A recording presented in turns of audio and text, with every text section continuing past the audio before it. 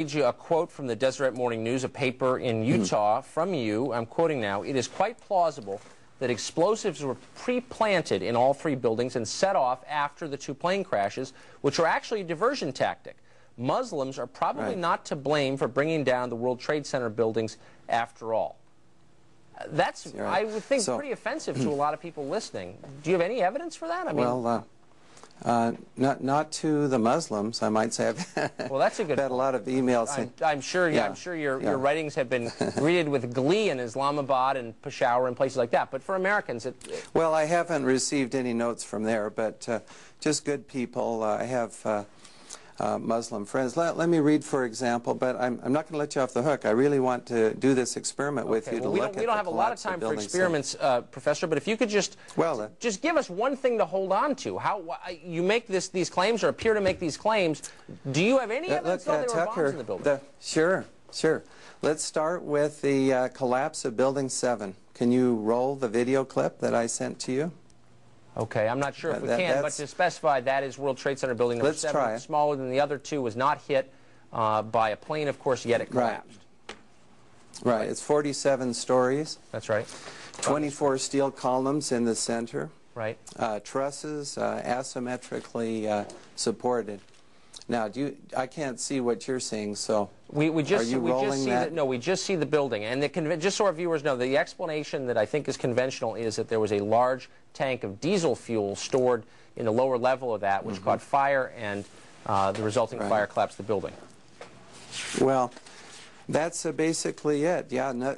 But as we read in the FEMA report, it says here, and I put this in my paper, of course, the best hypothesis, which is the only one they looked at, fire, has only a low probability of occurrence.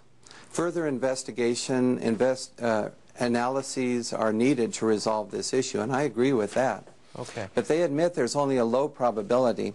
And if you look at the collapse, you see what I've studied is the fall time, the symmetry, the fact that it first dips in the middle, that's called the kink, which is very characteristic, of course, of controlled demolition. Professor, I am sorry that we are out of time, and I'm not sure that one other thing I want to mention about... Okay, if you can hit it, hit us with it quickly. All right.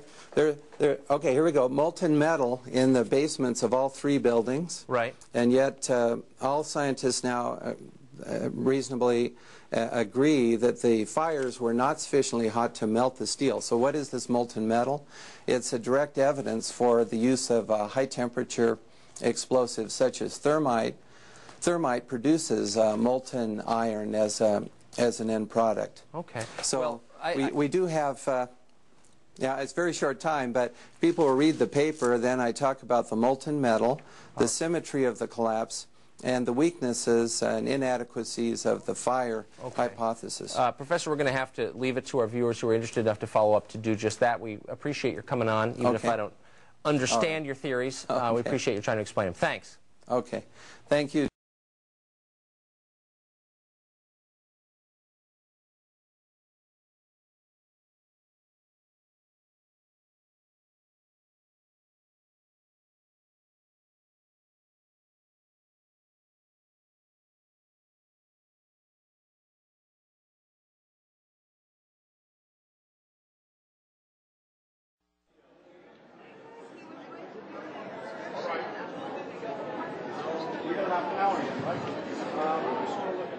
We are fortunate to have with us today a courageous scholar who asks these important questions in a clear, logical, and dispassionate tone. Please join me in welcoming David Ray Griffin.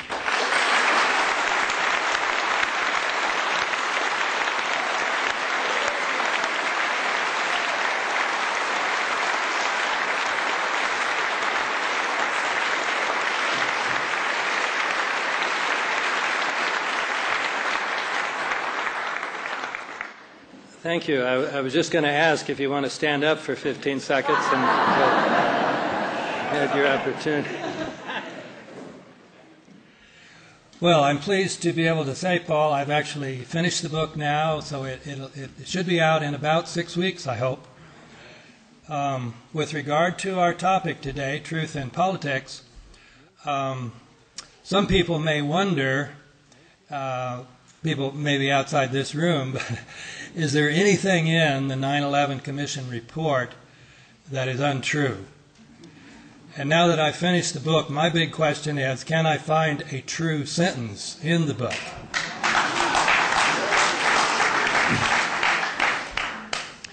That may sound extreme, but if you don't take it too literally, and if you realize a sentence is a part of a paragraph, which is a part of the argument, then it is hard to find. None of this is mentioned. It's not mentioned and refuted, it's just not mentioned. So that's why I call it omissions, and some people call it the 9/11 Omission Commission. Let me give another example. The World Trade Center. They hardly discuss the question of these enormous buildings coming down. They don't discuss any of the problems. One problem is, never before in history have steel-framed high-rise buildings collapsed because of fire. Now some people say, well, it wasn't just fire, these big planes hit them. Well, people who've looked at this said that's insignificant. Besides, no plane hit building number 7, which is a 47-story skyscraper, and it came down also. Furthermore, even if you were going to have fire weaken a building, it would have to be enormous fires. They would have to be very hot, not ordinary hydrocarbon fires that you get from kerosene, which is what jet fuel is. And they would have to be very long-lasting. These fires didn't last. The South Tower came down in 57 minutes. There's an enormous amount of steel in a 110-story building that is steel framed inside and outside. And yet they're telling us these. Now the only thing they mention here, they mention that South Tower collapsed in 10 seconds. Can you imagine how fire would bring down a 110-story building in free fall speed? And that's what it is. Also, the wrong tower collapsed first. The North Tower was hit first. And so if it's fire that's bringing it down, it takes a while for the fire to heat up the steel. So the North Tower should have collapsed first. The South Tower also had a much smaller fire because the plane hit it at the angle, at the corner, and so most of the fuel went outside and burned up. So that enormous fireball you see, you say, boy, what an enormous fire. Well, yeah, for about 15 seconds. And it's burned up, and so there's not much fuel to keep the fire going in the South Tower. And yet it collapses within 57 minutes. One of the places where you just know they're absolutely lying and cheating is they give you an account that makes it sound plausible that these towers could have come down. They tell you that in the core of each building was a hollow shaft that was just filled with elevators and staircases. Yeah, and 47 massive steel columns. That's what the World Trade, these buildings were all about. This was this unique structure at the time. These 47 massive steel things going up into the air. So massive at the bottom. So even if you accepted the official theory, which is a pancake theory, that somehow the connectors between the columns in the middle and then the peripheral beams around the building, somehow those snapped and then the floors came down, and that floor was so heavy it hit the net and it just going down. Can you imagine that happening in 10 seconds? And even if it did, it's just like if in the old records, when the records fell on the spindle, and those of you who are old enough to remember those, the spindle's still there. So why aren't those 47 towers still sticking up in the air? But the pictures show they totally collapse. You have something that's no more than 3 stories high. You should have had... I mean, just total dishonesty to deny the existence of those massive columns. And then they don't even mention that building number 7 collapsed. There's not a word about it. Everybody admits there is no explanation for why building number 7 collapsed. In most cities, this would have been the biggest building, 47 stories high. It can be ignored only because it was next to the towers. And FEMA says they come up with this lame explanation of how this building came down. They said, the only explanation we can come up with has a very low probability of occurrence. So, that there's no answer. So rather than telling you, like an honest report would, we're surprised, we're puzzled why building number 7 collapsed. There's no good answer. They just don't even mention that it collapsed.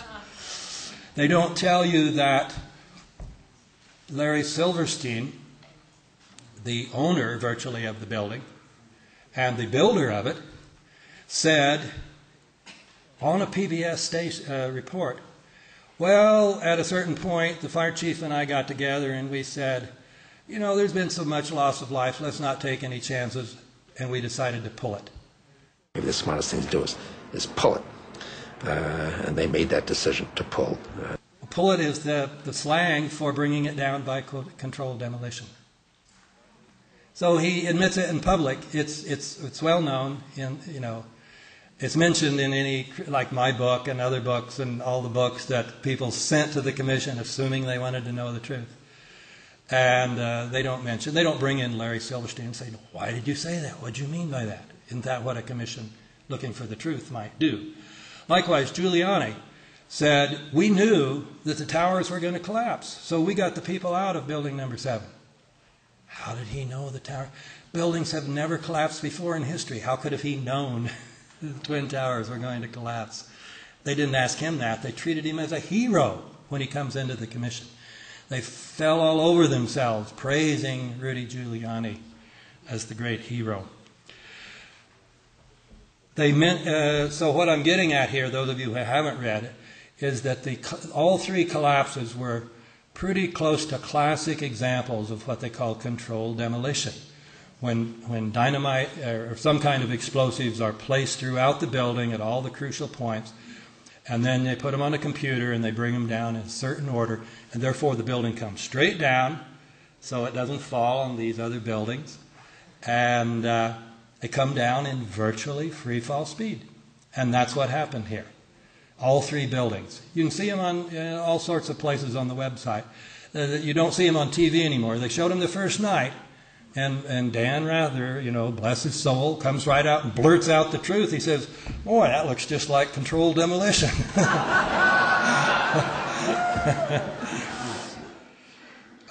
The 9/11 Commission also does not tell you that Marvin Bush, the president's brother, and their cousin, Wirt Walker, were the principals of the company that was in charge of security for the World Trade Center. They don't, all sorts of coincidences here. They also don't tell you that there were many reports of people who worked in the building saying, we got a shutdown order, so for 3 days we couldn't go in the World Trade Center. There were engineers coming in and out. We didn't know what.